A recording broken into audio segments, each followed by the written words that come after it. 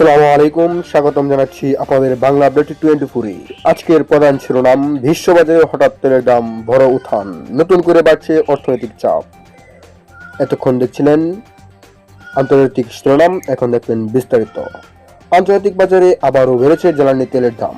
বিশেষ করে মধ্যপ্রাচ্যের উত্তেজনাপূর্ণ পরিস্থিতির কারণে সরবরাহ নিয়ে তৈরি হয়েছে অনিশ্চয়তা। বিশ্লেষকদের মতে এই পরিস্থিতি দীর্ঘস্থায়ী বয়ে হলে বিশ্ব অর্থনীতিতে বড় ধরনের প্রভাব পড়তে পারে। তেলের দাম বাড়লে পরিবহন খরচ বাড়ে, পণ্যের দাম বাড়ে এবং সাধারণ মানুষের জীবনযাত্রায় খরচ বেড়ে যায়। বিশেষজ্ঞ মতামত: অর্থনীতিবিদরা বলেছেন, বর্তমান পরিস্থিতি নিয়ন্ত্রণে না এলে আগামী দিনগুলোতে আরও মূল্য স্ফীতির আশঙ্কা রয়েছে। বিভিন্ন দেশ ইতিমধ্যে পরিস্থিতি পর্যবেক্ষণ করছে এবং বিকল্প জ্বালানির দিকে ঝুঁকছে।